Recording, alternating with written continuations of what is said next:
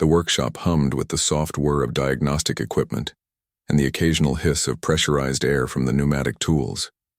Ilara sat cross-legged on the cold metal floor of the outpost's engineering bay, surrounded by a constellation of tiny components that would soon become a fully functional scout drone. Her fingers moved with practiced precision, sorting through resistors, circuit boards, and sensor arrays with the kind of focus that came from years of field engineering. She reached for the container of microscrews she'd placed beside her left knee, the critical fasteners needed to seal the drone's chassis. Her hand grasped empty air. Ilara blinked, glancing down at the spot where the container had been just moments ago. Gone. Completely vanished. A soft chittering sound echoed from somewhere behind the storage lockers. "Tor," Ilara called out, her voice carrying equal parts exasperation and amusement. "I know you're there." More chittering, followed by what could only be described as the alien equivalent of suppressed giggling. The predator cubs had been watching her work for weeks now, ever since their pack had established a tentative alliance with the human outpost. Most of the adult predators, towering, four-armed hunters with scaled hides and eyes that could track movement in near-total darkness, regarded humans with cautious curiosity. Their young, however, had developed an entirely different relationship with Ilara. They thought she was hilarious. A small shape emerged from behind the lockers, Tor, barely reaching Ilara's waist, his juvenile scales still showing patches of the softer coloring that marked him as a youngling. His four arms were clutched behind, his back in an exaggerated display of innocence, and his double-lidded eyes blinked at her with theatrical slowness. "I wasn't doing anything," Tor announced in his chirping, high-pitched voice, speaking the human trade language with the earnestness only a child could muster while clearly lying. Ilara raised an eyebrow. "Really? Then you won't mind if I check?" "What's behind your back?" Tor's scales rippled with colors, a predator blush Ilara had learned. Without a word, he scampered away, disappearing through the workshop's secondary entrance with surprising speed for someone so small. Sighing, Ilara turned back to her drone. She could improvise with different fasteners for now, though it would delay the calibration by at least an hour. The cubs had been borrowing her tools and components for days now, turning her work into an elaborate game of hide-and-seek. Last week, they'd taken her entire set of Allen keys. 3 days ago, her soldering iron had mysteriously relocated itself to the ventilation shaft.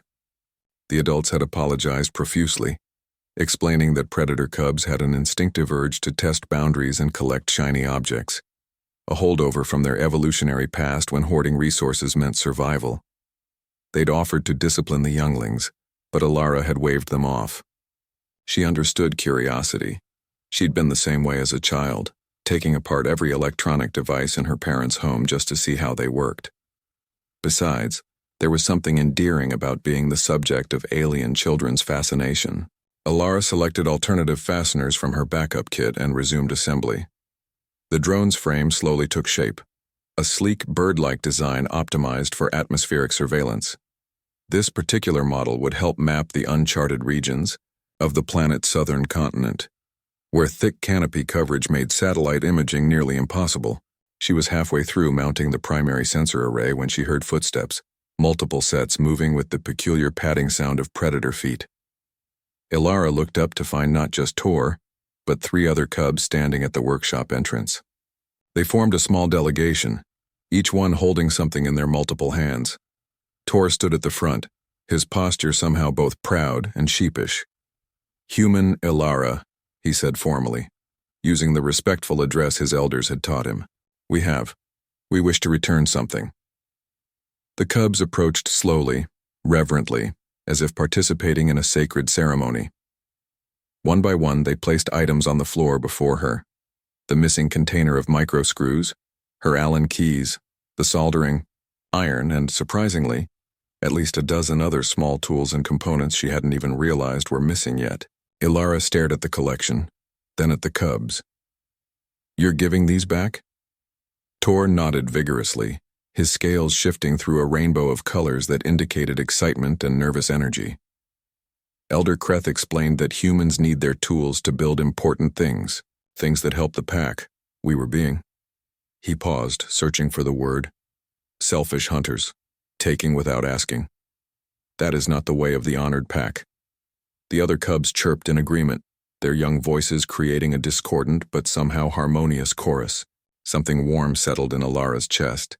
She set down the drone frame carefully and leaned forward, meeting Tor's large, luminous eyes. Thank you, Tor, all of you. This means a lot.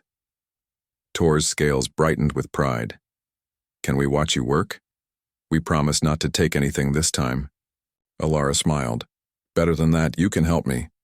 The cub's excitement was palpable, expressed through rapid color changes and excited chittering. Alara gestured to the various components spread around her. See these sensor calibration tools? I need someone to hand them to me in order, smallest to largest. Think you can do that? Tor dropped to all four of his limbs, a predator's version of sitting, and immediately began organizing the tools with surprising dexterity. The other cubs followed suit, each finding a task, sorting screws by size, organizing wire bundles, even holding the drone frame steady when Alara needed both hands free. As they worked, Alara explained what each component did, and the cubs listened with rapt attention. Their questions were insightful, revealing a natural curiosity about how systems interconnected and functioned. Predators might be evolved hunters, but their young had the same universal trait she'd seen in human children, an insatiable hunger to understand the world around them. Hours passed.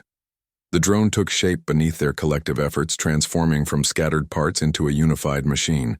When Alara finally sealed the last panel and initiated the boot sequence, the cubs watched in silent awe as the drone's systems came online, lights blinking in sequential patterns, micro-motors whirring to life. The drone lifted from the floor, hovering steadily at eye level. Its sensors swept the room, recording data, functioning perfectly. We helped build that, Tor whispered, his voice filled with wonder. A flying eye machine. Yes, Alara confirmed, initiating the landing sequence. You did. You're all excellent engineers. The cub's scales rippled with colors Alara had never seen before, something like pride mixed with joy and belonging. As they filed out of the workshop that evening, chattering excitedly about flying eye, machines and human engineering, Tor paused at the doorway. He turned back to Alara, all four arms raised in the predator gesture of respect. Thank you, human Alara, for letting us help, for teaching us. Alara returned the gesture as best she could with only two arms. Thank you, Tor, for returning my screws. After they left, Alara looked at her completed drone, then at the neatly organized workspace around her. Perhaps those borrowed tools had led to something more valuable than she'd initially thought, a bridge between species, built on curiosity, patience, and the universal language of creation. Tomorrow, she decided, she'd start designing a second drone, and she'd ask the cubs to help from the very beginning.